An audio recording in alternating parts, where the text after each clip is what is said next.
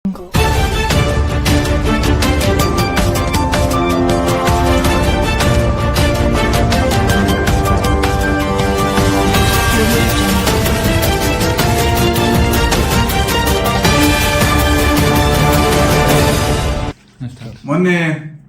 21ನೇ ತಾರೀಕಿನ ದಿವಸ ಜಮಖಂಡಿಯ ತಾಯಿ ಮಕ್ಕಳ ಆಸ್ಪತ್ರೆಯಲ್ಲಿ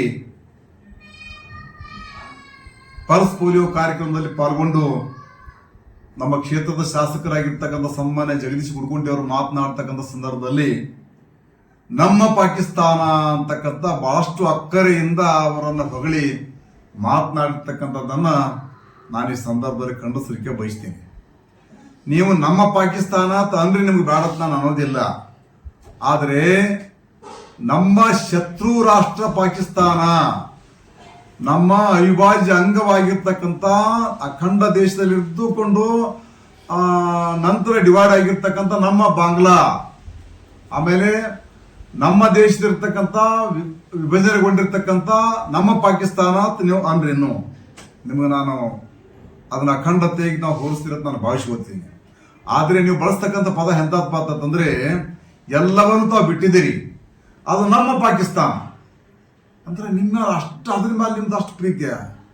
ಹಂಗಿದ್ರೆ ನೀವು ನಮ್ಮ ಪಾಕಿಸ್ತಾನ ಅನ್ನುವಂಥ ವಿಚಾರ ನಿಮ್ಮ ತಲೆಯಲ್ಲಿದ್ರೆ, ನಿಮ್ಮ ಪಾಕಿಸ್ತಾನದ ಬಗ್ಗೆ ನಿಮ್ಗೆ ಅಷ್ಟೊಂದು ಅಭಿಮಾನ ಮತ್ತು ಗೌರವ ಇದ್ರೆ, ನೀವು ಈ ಭಾರತ ದೇಶದಲ್ಲಿ ಕರ್ನಾಟಕ ರಾಜ್ಯದಲ್ಲಿ ಬಾಗಲಕೋಟೆ ಜಿಲ್ಲೆಯ ಜಮಖಂಡಿ ವಿಧಾನಸಭಾ ಕ್ಷೇತ್ರದಲ್ಲಿ ಯಾಕೆ ನೀವು ಸ್ಪರ್ಧೆ ಮಾಡಿ ಶಾಸಕರಾಗಲಿಕ್ಕೆ ಬಯಸ್ತೀರಿ? ಸನ್ಮಾನ್ಯ ಶಾಸಕರುಗಳೇ, ನೀವು ಪಾಕಿಸ್ತಾನಕ್ಕೆ ಹೋಗಿ ಅಲ್ಲೇ ನಿಲ್ಲಿಸಲ್ಲ, ನೀವು ಅಲ್ಲೇ ಸ್ಪರ್ಧೆ ಮಾಡಿ ಅಲ್ಲೇ ಅದ್ರ ಮೇಲೆ ಪ್ರೀತಿ ಇಟ್ಕೊಂಡಿಸಿದ ಅಲ್ಲೇ ಪಾಕಿಸ್ತಾನದಾಗ ಇರ್ರಿ.